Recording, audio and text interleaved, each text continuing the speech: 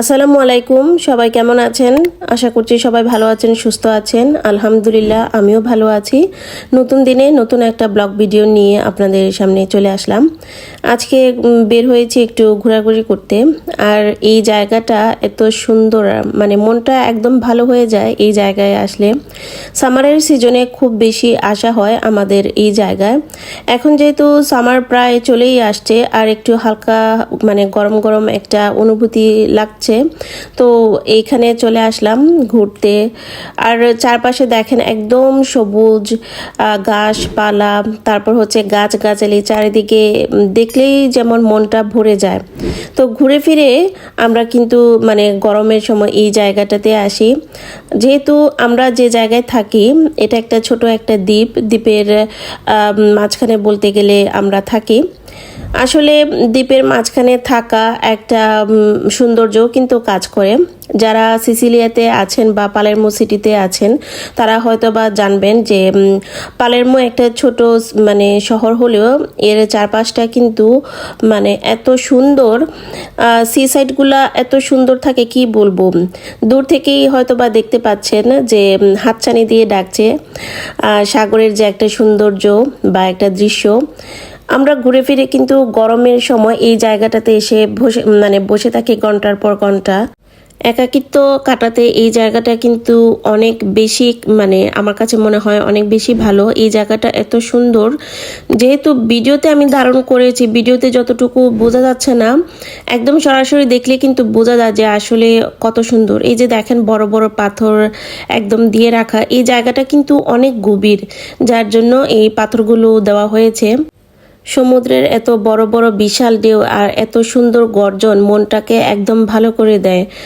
আমার যখন বেশি খারাপ লাগে বা যখন বেশি আমি একাকিত্ব ফিল করি, তখন আমি এই জায়গাটায় এসে বসে থাকি। আমার কাছে মনে হয় এই জায়গায় আসলে আমার ভিতরে যত কষ্ট যত দুঃখ থাকুক না কেন সেটা কিন্তু চলে যায়। এখানে আসার পর অনেক মানুষজন ছিল, যেরকম ইটালিয়ান ছিল, তারপর হচ্ছে বাঙালিও ছিল, অনেক মানে মানুষ ছিল, তারপরে হচ্ছে অনেক টুরিস্টও ছিল। তো সবাই তো আসলে যার যার মতো করে ঘোরাফেরা করতেছে, আমিও আমার মতো করে ঘোরাফেরা করতেছি। কিন্তু ওই যে একটা ভালো লাগা কাজ করছে যে এই জায়গাটা দাঁড়িয়ে থাকে একটু দেখি কাছ থেকে। সবসময় তো যাওয়া হয়, তারপরেও কেন জানি একটা মানে ভালোবাসা বা একটা আবেগের কাজ করে এই জায়গাতে। তো এই যে ঘোরাফেরা, তারপর হচ্ছে একটা স্নিগ্ধ বাতাস, একটা মনকে শীতল করা, যাই বলি না কেন সব কিছু কিন্তু আমি এই জায়গায় আসলে আসলে খুঁজে পাই। সব সময় আসলে নিজেকে বন্দি রাখা যায় না, মাঝে মাঝে নিজেকে নিয়ে একটু উঠতে হয় পাখির মতো। আমরা তো সবসময় এমনিতেই ঘরবন্দি মানুষ, আর মেয়েরা তো এমনিতেই ঘরবন্দি থাকে। তারপরে যদি একটু সুযোগ পায় পাখির মতো উঠতে, তাহলে সেই সুযোগটাও কিন্তু তারা ছাড়তে চায় না। এই যে এই জায়গাটার কথা কেন এত বলতেছি, আপনারা যদি সরাসরি এই জায়গাটায় আসতে পারতেন বা দেখতে পারতেন, তাহলে হয়তো বা বুঝতে পারতেন যে এই জায়গার এত প্রশংসা আমি কেন করছি। বিশ্বাস করেন, হাজার কষ্ট আপনি মনে রেখে যদি এই জায়গাটাতে আসেন, তাহলে আপনার মনে যে কষ্ট যে দুঃখ বেদনা আছে সব কিন্তু চলে যাবে। এই এক পলক যদি আপনি সাগরের দিকে চেয়ে থাকেন, এক পলক না, আমি ঘন্টার পর ঘন্টা মনে হয় চেয়ে থাকতে পারবো। আমার মাথায় বা আমার মনে এত দুশ্চিন্তাও আসে না যখন আমি এই সাগরের পাশে থাকি বা বসে থাকি। সিসিলিয়ার প্রত্যেকটা সি সাইড কিন্তু এত সুন্দর, কি বলবো যে ভাষায় প্রকাশ করার মতো না। আপনারা হয়তো বা গুগলে সার্চ করে দেখতে পারেন, সিসিলিয়ার প্রত্যেকটা সি সাইড খুবই সুন্দর, মানে মনটাকে এত রিফ্রেশ করে, কি বলবো। একটা মানুষের ভেতরে যত ক্লান্তি থাকুক না কেন, এই সি সাইডে আসলে সেই সব ক্লান্তিগুলো কিন্তু চলে যায়। আর এই যে যে এরিয়াটুকু দেখছেন, এই এরিয়াটুকু কি কম সুন্দর! আমার তো ভিডিওতে দেখেই তো আমার মনটা একদম শান্ত হয়ে গেছে, আর আমি তো সরাসরি দেখেছি। প্রত্যেকটা সময় প্রত্যেকটা সামারে যখন যাই তখন কিভাবে যে সময়টা চলে যায় আসলে বুঝতেই পারি না। আর যেহেতু এখন সামার সিজন চলে আসছে, এখন প্রত্যেকটা মানুষ কিন্তু সি সাইডেই চলে যাবে, মানে সি সাইডে তাদের রিফ্রেশমেন্ট করার জন্য। এটা হচ্ছে পরের দিনের ভিডিও, পরের দিনের দুপুরের দিকে ভিডিও। পয়লা বৈশাখ উপলক্ষে অনেকেই অনেক আয়োজন করেছেন, তো আমি তেমন কিছু আয়োজন করিনি। সাধারণ ভর্তা বাদ দিয়েই কিন্তু আমার এই পয়লা বৈশাখটা উদযাপন করা হয়েছে। কি করব, পয়লা বৈশাখ মানে দেশে থাকলে একরকম, তারপরেও বিদেশে আছি, তারপরে কি করব, যতটুকু পারি একা ওই রকম আর কি। ভর্তা বাতি আমার কাছে মনে হয় এটাই বেস্ট। এখানে হচ্ছে বেগুনগুলোকে আমি একটু চাকচাক করে কেটে নিয়েছি। এটা অনেকেই পানি দিয়ে সিদ্ধ দেয়, তো আমি পানি দিয়ে সিদ্ধ দিলে আমার কাছে মনে হয় ভর্তাটা তেমন একটা ভালো হয় না।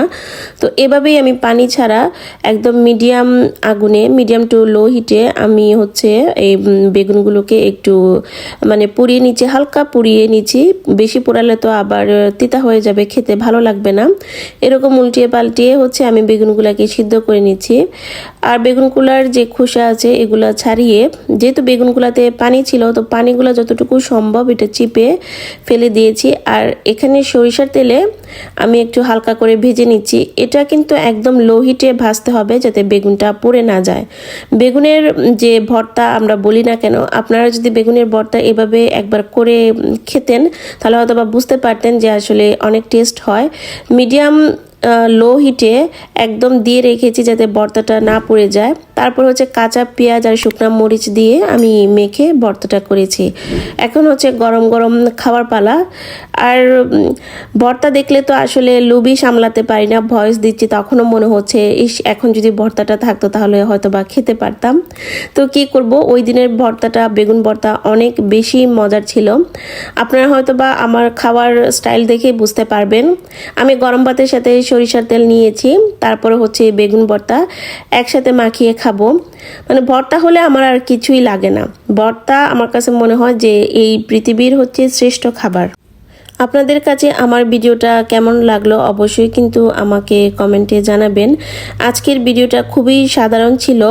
সাধারণ হলো আমি মনে করব ভিডিওটা কিন্তু অসাধারণ ছিল। আমার কাছে অসাধারণ মনে হলে তো হবে না, আপনাদের কাছেও অসাধারণ হতে হবে। আমার এই ভর্তার রেসিপিটা কেমন লাগলো এটা কিন্তু অবশ্যই আমাকে কমেন্টে জানাবেন। আর আমার ভিডিওটা যদি আপনাদের ভালো লাগে তাহলে লাইক কমেন্ট করবেন। চ্যানেলে নতুন হয়ে থাকলে চ্যানেলটা সাবস্ক্রাইব করবেন, পাশে থাকা বেল বাটনটা বাজিয়ে দিবেন পরবর্তী নোটিফিকেশন পাওয়ার জন্য। আমার খাওয়া দেখে আপনাদের লোভ লাগছে? আসলে লোভ লাগারই কথা, এত মজার একটা রেসিপি আমি শেয়ার করেছি, তো দেরি কেন, আপনারা এখনই আসলে বাসায় ট্রাই করুন এই মজার মানে ভর্তাটা, আর আসলে আমাকে কমেন্টে জানাবেন। তো কথা বলতে বলতে আমি কিন্তু ভিডিওর প্রায় শেষ পর্যায়ে চলে এসেছি।